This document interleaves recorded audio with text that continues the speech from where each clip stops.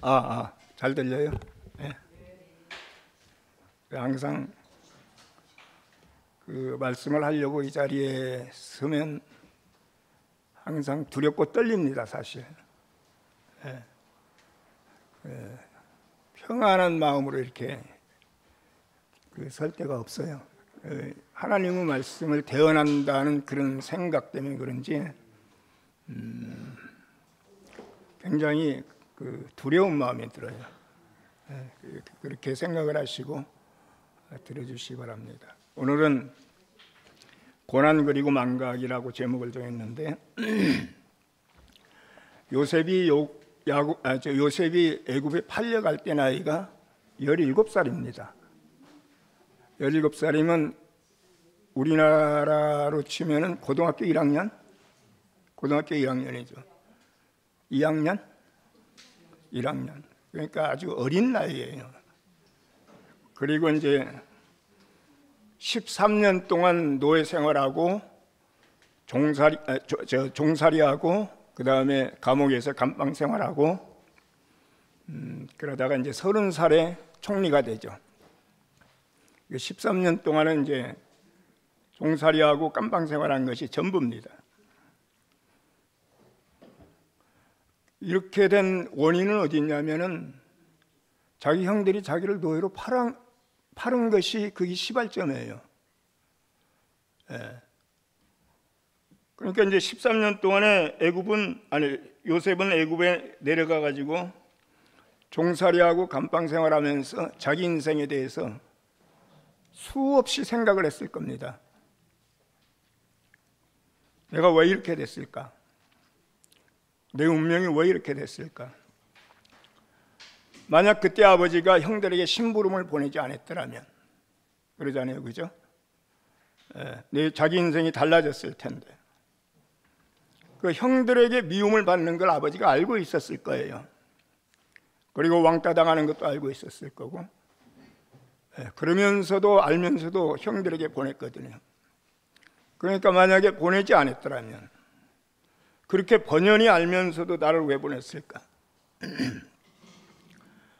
그리고 형들이 자기를 노예로 팔지 않았더라면 자기 인생은 지금 이렇게 곤두박질 쳐가지고 이런 신세가 안 됐겠죠.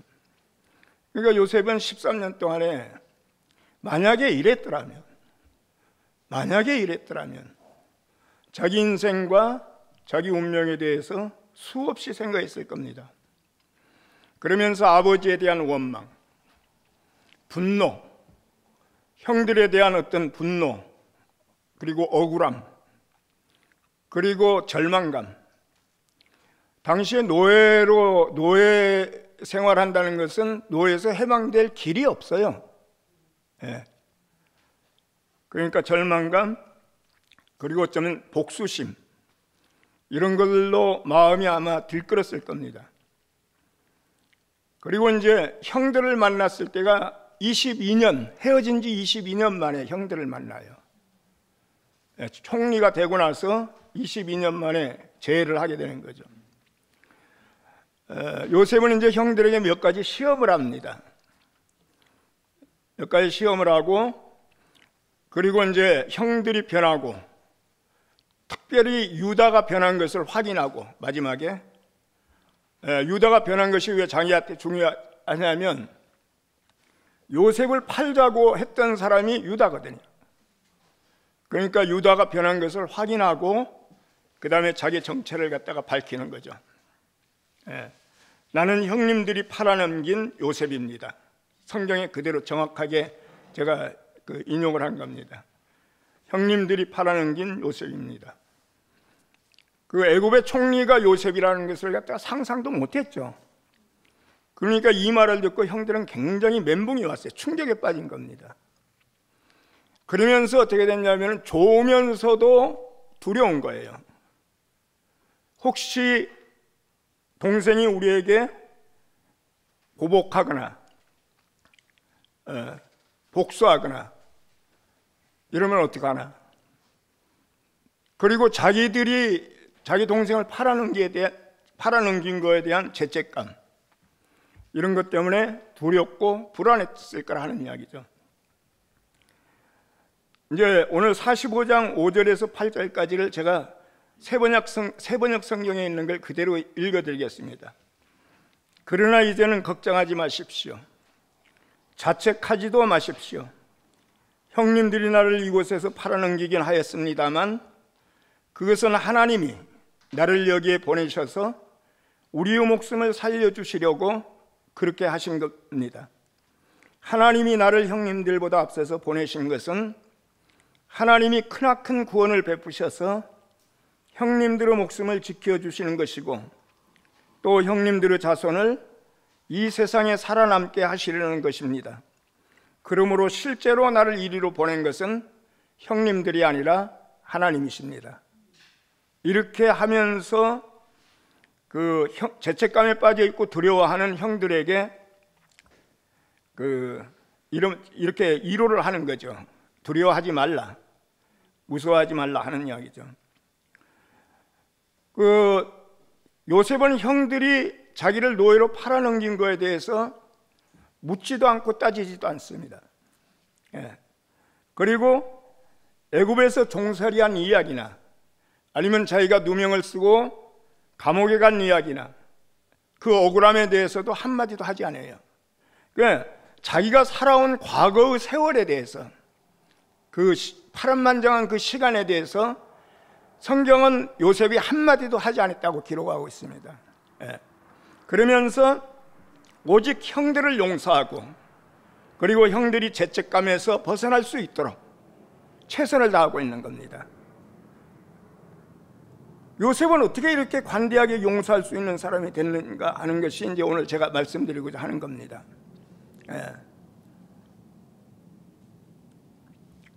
그가 이제 감방에 있을 때, 감옥에 있을 때 술 관원에게 했던 말이 그겁니다. 나는 히브리 사람으로 강제로 끌려온 사람입니다. 그리고 여기서도 내가 이런 구덩이 감옥에 들어갈 만한 일을 한 적이 없습니다. 이 말 안에는 아직도 원망과 억울함이 남아있는 거죠. 나는 강제로 끌려왔고 나는 지금 누명을 썼다, 이 이야기 아닙니까? 그런데 형들을 만났을 때에는 그 원망과 억울함을 표현을 안 해요. 그게 없는 겁니다. 요셉은 우리가 생각하는 것처럼 세상에서 굉장히 성공한 사람이죠. 애굽의 총리 대신이 됐으니까 엄청나게 성공한 사람입니다. 사람이 성공하고 나면 다른 사람을 관대하게 너그러이 용서할 수 있는가? 한번 생각해 보십시오. 그럴 수 있겠는지. 아니면 혈육이니까 그렇게 용서할 수 있었는가? 혈육이니까. 아니면 요셉의 타고난 성품이 정말로 너그러워서 그래서 용서할 수 있었는가? 우리가 각자 생각해 볼 필요가 있다는 이야기죠. 요셉이 어떤 마음으로 형들을 용서했는지 성경은 침묵하고 있습니다. 어떤 마음으로, 어떤 사람에 대해서 요셉이 형들을 용서했는지 침묵하고 있다는 이야기죠. 성경이 침묵하고 있는 이유는 우리에게, 우리 각자의 삶을 통해서, 우리 각자가 겪는 고난과 과정을 통해서 그것을 갖다 상술하라 하는 이야기죠. 그것을 내 인생에서 고난의 시간이 지나간 다음에 나에게 무엇이 남았는지 나 자신으로 말해보라는 겁니다. 그렇잖아요? 그러니까 사람마다 고난의 크기와 고난의 깊이가 다 다를 수가 있어요. 그리고 그 고난을 통해서 우리가 깨닫는 것도 다를 수가 있고 인생을 아는 것도 다를 수가 있다는 이야기죠. 그리고 그 고난의 열매가 나타나는 것도 다를 수가 있는 겁니다. 그러니까 이건 사람마다 고난을 겪지만 다 다르니까 요셉이 그런 관대하게 용서할 수 있는 사람이 된 거에 대해서 침묵하고 있는 이유는 우리에게 그것을 나 자신으로 말해내라 하는 이야기인 겁니다. 우리는 그걸 다 말할 수 있는 사람이 됐다는 이야기죠. 왜냐하면 고난이 없는 사람은 없고 고난이 없는 삶은 없으니까. 누구나 크거나 적거나 다 고난을 겪고 인생을 살았으니까 우리가 할 말이 다 있을 거라 하는 이야기죠. 과거를 잊을 수만 있으면 얼마나 좋겠습니까? 과거를 지울 수만 있으면 얼마나 좋겠습니까? 그런데 이놈의 과거는 잊으려고 해도 잊어지지 않는 거고 지우려고 해도 지워지지 않는다 하는 이야기죠. 사고를 당하고 나면은 흉터가 남아요. 몸은 완치돼도 흉터가 남는다는 이야기죠. 그런 것처럼 우리가 인생을 살고 어떤 끔찍한 일을 당하고 나면 트라우마가 남는 겁니다. 트라우마가. 요셉은 몇 번이고 끔찍한 일을 당했어요. 애굽으로 노예로 팔려갔지, 누명을 쓰고 감옥에 갔지.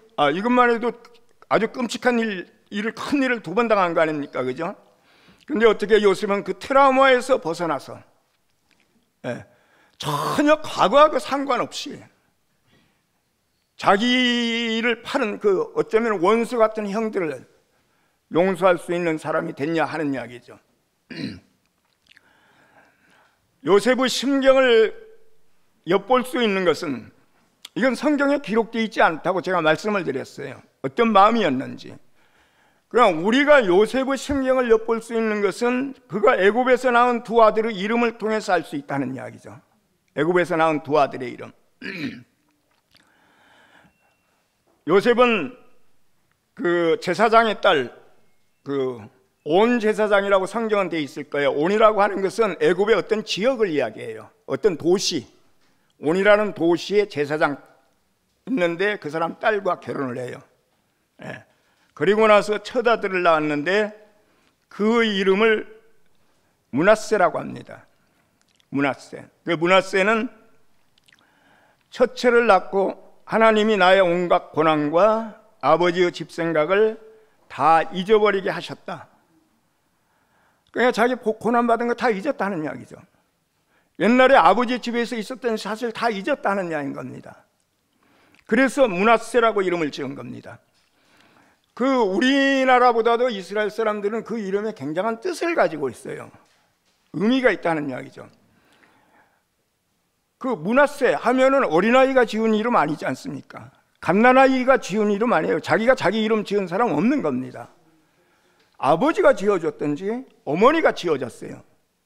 이 이름을 지어줄 때는 아버지의 그때 상태의 경험이나 어머니의 상태가 거기에 녹아 있다는 이야기죠. 이름 안에.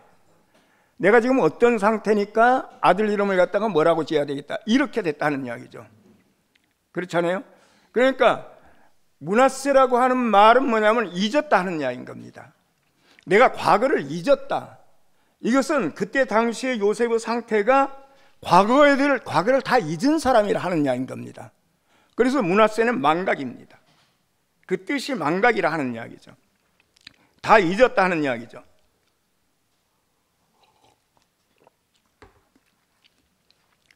과거의 억울함과 원통함이 있어요.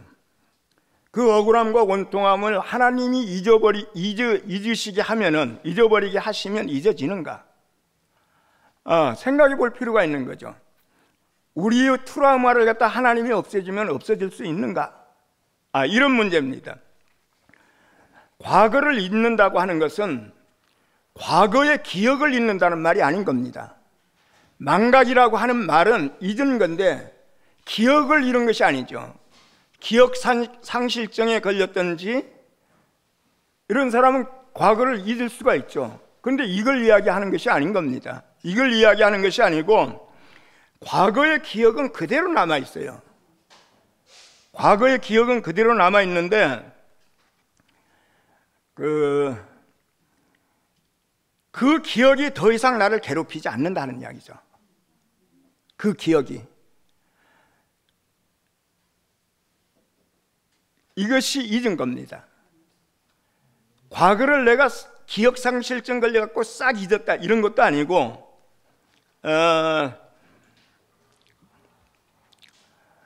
기억하지 못한다는 말도 아니죠. 우리 사람은 좋은 기억보다도 나쁜 기억을 갖다 더 오래 기억한답니다. 그러니까 과거를 잊었다는 것은 기억으로 인해서, 그 나쁜 기억으로 인해서 내가 괴롭힘을 당하는 것, 괴로움을 당하는 것, 이것을 잊었다는 것, 이게 없다는 겁니다. 이게. 예. 전에 과거를 생각하면 원통하고 억울해요. 이건 지금 과거를 잊은 사람이 아니죠. 그 당한 일은 내가 기억을 해. 그런데 그 당한 일을 지금 떠올려도 원통함이 없고 화가 안 나. 이게 과거를 잊은 겁니다. 이게 망각이에요. 이게 망각인 겁니다. 그 기억이 완전히 없어졌다는 말이 아닌 겁니다. 그러니까 이건 처음서부터 되는 문제가 아니죠. 처음에는 생각할수록 원통하고 분해요. 억울하고 폭폭하고. 근데 어느 시점에 가면은 자기도 몰라요. 어느 시점에 가면 그 옛날 일이 떠오르는데도 억울한 감정이 솟아오르지 않는 겁니다. 이런 경험들이 있을 거예요. 근데 만약에 지금도 옛날 나쁜 기억을 생각하는데 그 과거를 기억하니까 지금도 원통하고 분하다. 그럼 아직 과거가 잊어진 사람이 아니죠. 그런데 어느 시점에 가면 이상하게 과거는 생생하게 기억이 나는데 내일처럼 느껴지지 않는 거예요. 그 일이 전생처럼 느껴져요. 내 전생처럼. 그리고 나는 지금 후생을 살고 있는 것처럼 느껴져요. 예. 감정의 동요가 없어지는 겁니다. 감정에 흔들리지 않는다 하는 이야기죠. 감정에. 그래서 과거를 이야기해도 남 이야기 하듯이 해요. 내 과거고 내 아픈 기억인데 그걸 이야기하면서도 남 이야기 하듯이 해요.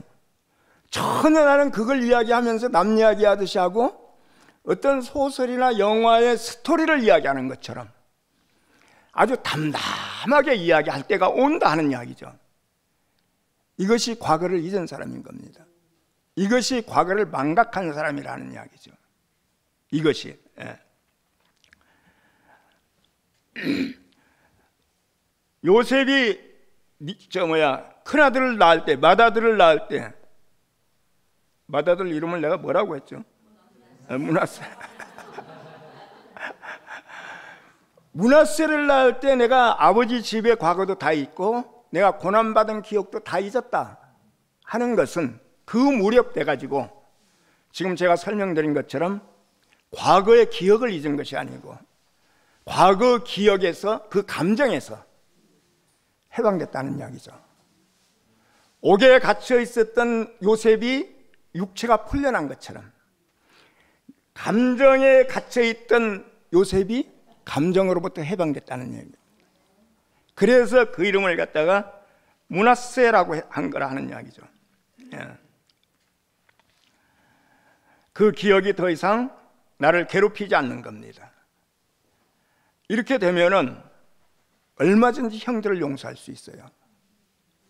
형들이 팔아먹은 걸 다 기억해요. 그렇지만 얼마든지 용서할 수 있다는 이야기죠. 예. 므낫세, 나는 과거를 잊었다고 그렇게 아들을 낳고 이름을 지으면서 선포한 거라 하는 이야기죠. 이건 노력해 가지고 되는 문제가 아니죠. 내가 그 나쁜 감정, 과거의 나쁜 감정을 갖다가 아무리 잊으려고 노력한다고 해도 그 감정이 사라지지 않아요. 그 감정이 사라지지 않고, 그런데 자기가 어느 시점이 되니까 딱 그런 사람으로 바뀌었어요. 그러니까 이걸 성경은 뭐라고 하냐면 그러므로 하나님이 하셨다, 이렇게 이야기하는 겁니다. 그러므로 하나님이 하셨다. 오늘 제가 본문 말씀에도 그렇게 말씀드렸죠. 예, 그러므로 하나님이 하셨다. 예. 과거에 머물러 있으면 우리는 항상 피해자입니다. 예, 과거 감정에 사로잡혀 있으면 나는 항상 억울해요. 나는 항상 피해자라 하는 이야기죠. 예. 과거를 기억하고 그 피해 의식이 없어야 돼요. 과거에 대해 피해를 받지만 그 피해의식 때문에 우리가 괴로운 겁니다. 괴로운 거예요. 그 과거에 매여 있지 않으면은 나는 다른 사람을 용서할 수 있게 된다는 이야기죠. 과거를 돌아보는 사람은 앞으로 나아갈 수 없어요. 과거를 돌아보거나 과거에 매여 있거나 과거를 잊은 사람이 그 감정에서 해방된 것처럼 과거에 매여 있는 사람은 아직도 그 감정을 갖고 있는 거죠.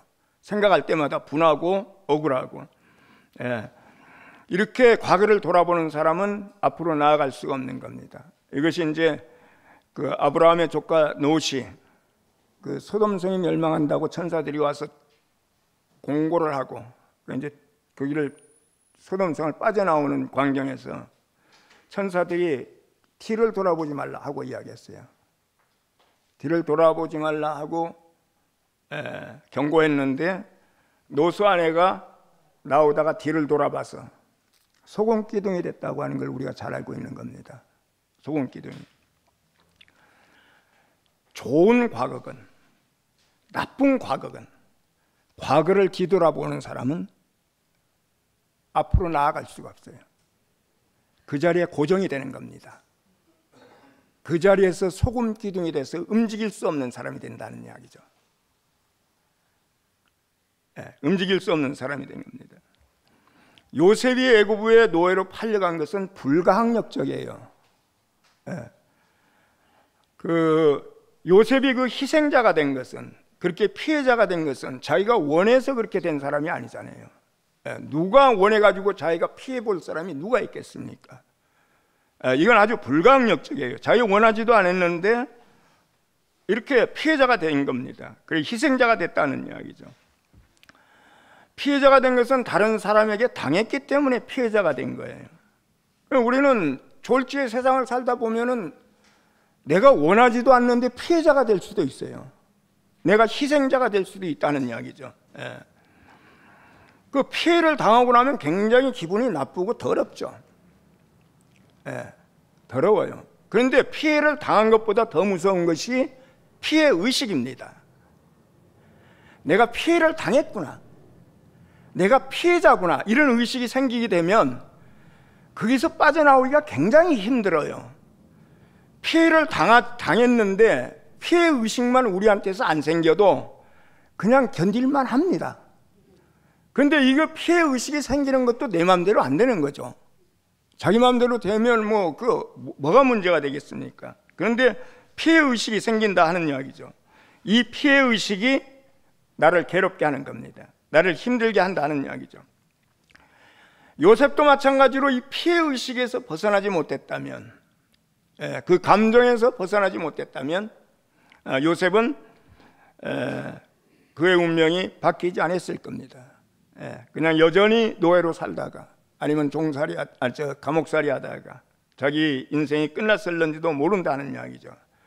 그런데 피해의식에서 벗어나고 자기의 이 과거 기억, 감정에서 벗어나고 했을 때 요셉은 다른 사람이 됐다는 이야기죠. 그러니까 형들을 용서할 수 있는 사람이 됐다는 이야기죠. 요셉은 과거에 매여 있는 형들은 여전히 죄책감에 사로잡혀 있고, 과거 때문에 요셉을 팔았다고 하는 그 과거의 죄책감, 죄의식, 그것 때문에 묶여 있다는 이야기죠. 그게 시달리고 있는 형들을 갖다가 풀어주고 있는 겁니다. 그건 형들의 잘못이 아니다. 하나님의 계획이었다. 형들은 하나님 계획의 일부였다. 시작은 좋지 못했지만 아주 잘 끝났지 않느냐, 마지막에는 아주 잘 끝났지 않느냐. 그러니 자책하지 마라. 복수할까 두려워하지 마라. 지난 일들은 나나 형들에게 최선이었다. 이렇게 위로하고 있는 겁니다. 과거를 들추지 않는다는 이야기죠. 형들을 과거에서 풀어주기 위해서 지금 하고 있는데 거기다 과거를 말하면 되겠습니까? 왜 형들이 날 팔았어? 이런 식으로 하면은 풀어날 길이 없는 거죠.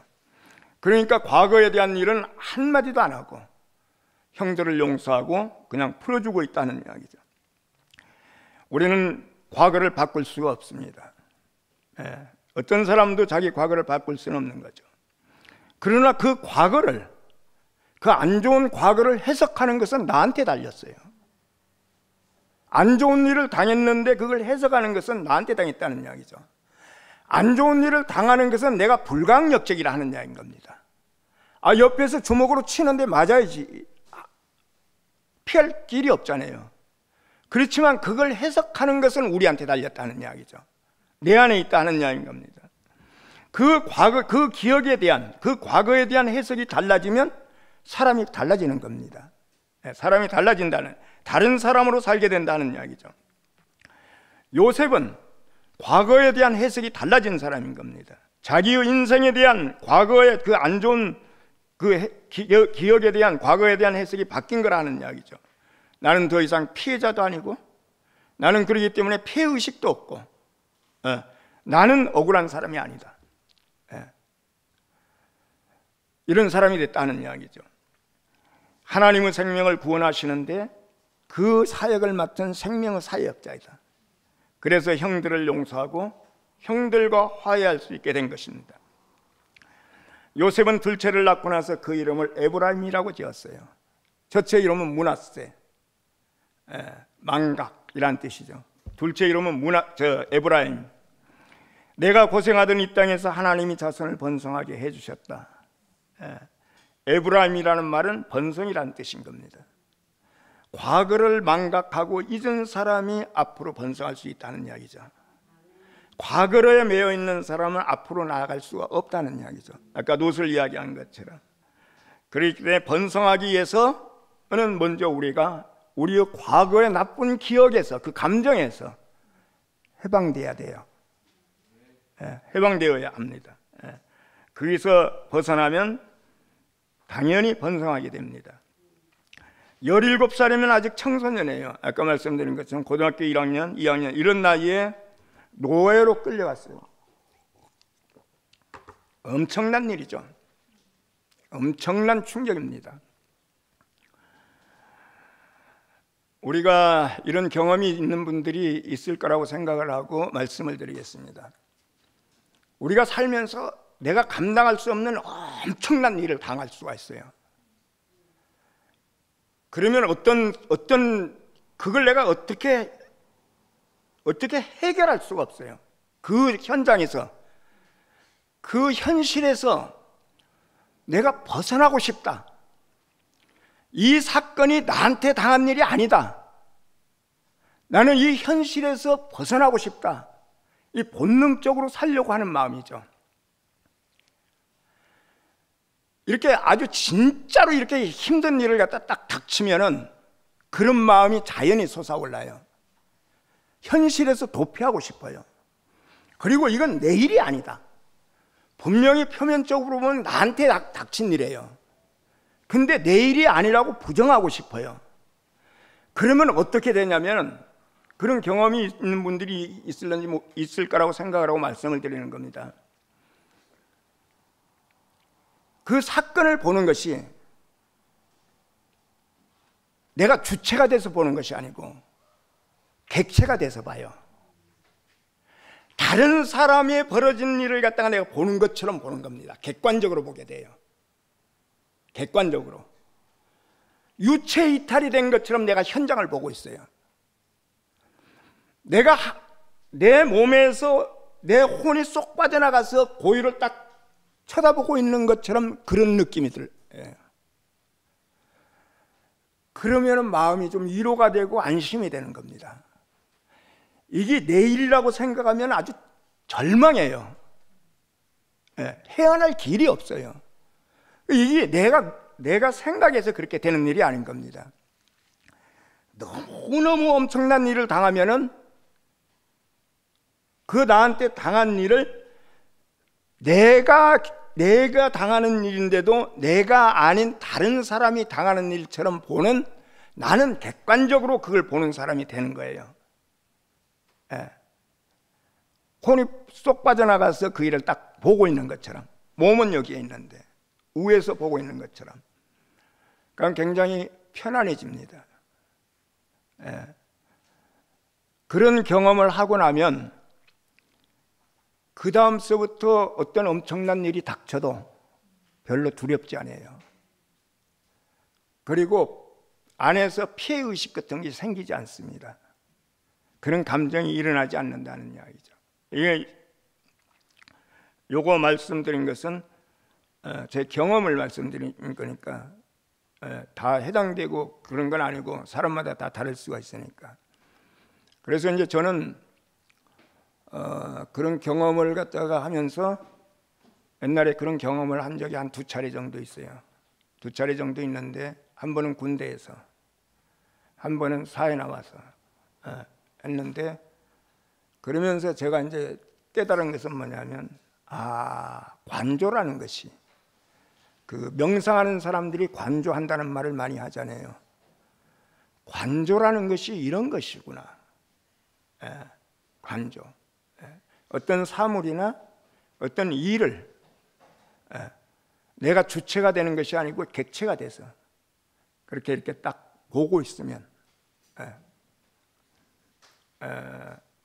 관조라는 것이, 물론 명상가들은 명상을 해가지고 관조를 갖다가 경험을 하는데, 저는 명상을 하거나 그런 적은 없어요.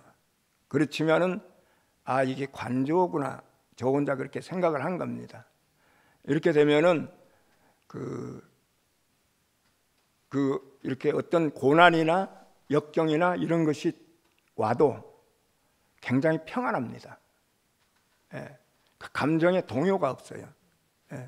어떤 조금 피해를 당해도 내가 피해를 당했다는 피해의식 같은 것이 내 안에서 끓지 않습니다. 이건 제 경험입니다. 이제 우리가 요세프 이야기를 했는데, 아마 이제 쉬운 이야기는 아닐 거예요. 그렇지만은 고난 다음에는 반드시 우리에게 남는 것이 있어요. 어떤 사람이라도 그게 나한테 추수하는 것이 있다는 이야기죠. 추수하는 것. 그 추수하는 것을 거두는데, 만약에 내가 그 고난의 기억의 감정에서 매여 있거나 헤어나오지 못하면 그걸 추수를 못합니다.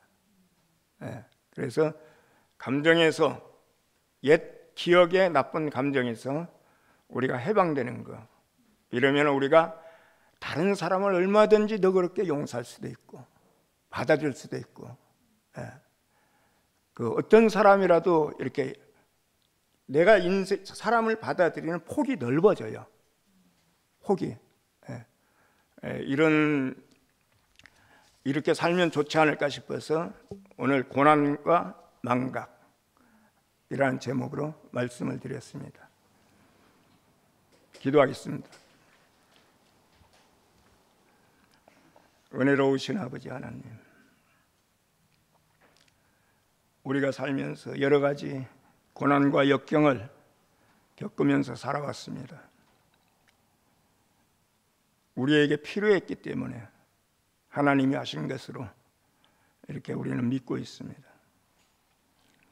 우리가 옛 기억은 잊지 않고 우리의 과거는 잊지 않는다 해도 거기에서 발생하는 감정은 우리가 처리할 수 있는 사람들이니까 그 감정에 매이지 않도록 하시고, 우리가 그 감정에서 벗어나서 좀 더 넓은 사람으로, 그리고 포용하고 용서할 수 있는 사람으로 이렇게 살아갈 수 있도록 은혜 베풀어 주옵소서. 거룩하신 예수 이름으로 기도드리옵나이다. 아멘.